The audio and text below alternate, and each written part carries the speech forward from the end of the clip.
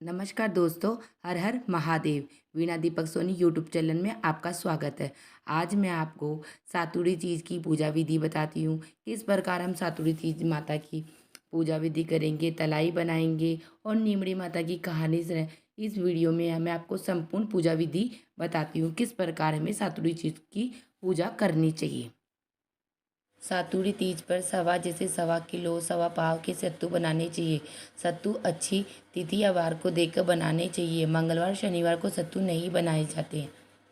सातुड़ी तीज की पूजा सामग्री: एक छोटा सा सत्तू का लड्डू, नीमड़ी, दीपक, केला, अमरूद या सेब, ककड़ी, दूध, मिश्री जल, कच्चा दूध, नींबू, मोती की लड़, नथ, मोती, पूजा की थाली, जल कलश। सातुड़ी तीज पूजन की तैयारी: मिट्टी व गोबर से दीवार के सहारे एक छोटा सा तालाब बनाकर घी गुड़ से पाल बांध के नीम वृक्ष की टहनी को रोप देते हैं। तालाब में कच्चा दूध मिश्रित जल भर देते हैं और किनारे पर एक दिया जलाकर रख देते हैं।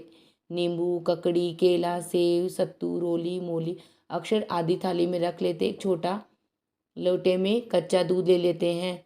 अब सातुड़ी तीज की पूजन की विधि बता। इस दिन पूरे दिन पानी पीकर उपवास किया जाता है। के समय औरतें 16 श्रृंगार कर तीज माता अथवा नीमड़ी माता की पूजा करती है। सबसे पहले तीज माता को जल के छींटे दे, रोली के छींटे दे, चावल चढ़ाई। नीमड़ी माता के पीछे दीवार पर मेहंदी, रोली व कागज की तरह तरह बिंदियाँ अपनी अंगुली से लगाए। मेहंदी, रोली की बिंदी अनामिका अंगुली से लगानी चाहिए और काजल की बिंदी तर्जनी अंगुली से लगानी चाहिए। नीमड़ी माता को मोली चढ़ाए, मेहंदी, काजल और वस्त्र चढ़ाए। दीवार पर लगाई बिंदियों पर ही मेहंदी की सहायता से लच्छा चिपका दे। नीमड़ी को कोई फल, सत्तू और दक्षिणा चढ़ाई। पूजा के कलश पर रूली से तिलक करे और लच्छा बनाए। किनारे पर रखे दीपक के प्रकाश में नींबू, ककड़ी, मोती की लड़, नीम की डाली, नाक की नथ, साड़ी का पल्ला, दीपक की लो, सत्तू का लड्डू आदि का प्रतिबिंब देखे और दिखाई देने पर इस प्रकार बोलना चाहिए: तलाई में नींबू दिख्यो दिख्यो जैसा ही टूटा।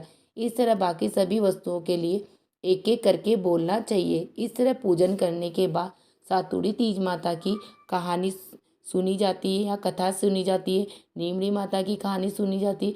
गणेश जी की कहानी व लपसी तपसी की कहानी सुनी जाती है। रात को चंद्रमा को उदय होने पर चंद्रमा को अर्घ दिया जाता है। चंद्रमा को अर्घ देने की विधि: चंद्रमा को जल के छींटे देकर रोली, मोली, अक्षत चढ़ाएं। फिर चांद को भोग अर्पित कर व चांदी की अंगूठी और आंखें हाथ में लेकर जल से अर्घ देना चाहिए। अर्घ देते समय थोड़ा थोड़ा जल चंद्रमा की मुख की ओर करके गिराते रहे। 4 बार एक ही जगह खड़े हुए घूमे, परिक्रमा लगाए। अर्घ देते समय बोले: सोने की सांकली, मोतियों का हार, चांद न अर्घ देता जीवो भरतार। सत्तू के पिंडे पर तिलक कर भाई पति पुत्र को तिलक करे। पिंडा पति पुत्र से चांदी के सिक्के से बड़ा करवाए। यानी जो आपने सत्तू का बड़ा सा केक बनाया उसे चांदी के सिक्के से सत्तू या पति को तोड़ने के लिए कहे। इस क्रिया को पिंडा पासना कहते हैं। पति पिंडे में 7 छोटे छोटे टुकड़े करते हैं। व्रत खोलने के लिए ही आपका सबसे पहले खाना है। पति बाहर हो तो सास या ननद पिंडा तोड़ सकती है। सत्तू पर ब्लाउज, रुपए रखकर बाना निकाले सासू के चरण स्पर्श कर उन्हें देना चाहिए। सास न हो तो ननद या ब्राह्मणी को भी दे सकते हैं। आंकड़े के पत्ते पर सत्तू खाए और अंत में आंकड़े के पत्ते के डोने में 7 बार कच्चा दूध लेकर पिए। इस तरह 7 बार पानी या दूध पीते हैं। दूध पीकर इस प्रकार दूध से धाई, सुहाग से कोनी धाई, इस प्रकार पानी पीकर बोलते हैं। पानी से धाई, सुहाग से कोनी धाई। सुहाग से कोनी धाई का अर्थ पति का साथ हमेशा चाहिए, उससे भी जी नहीं भरता है। बाद में दोने के 4 टुकड़े करके चारों दिशा में फेंक देना चाहिए। यह व्रत सिर्फ पानी पीकर किया जाता है।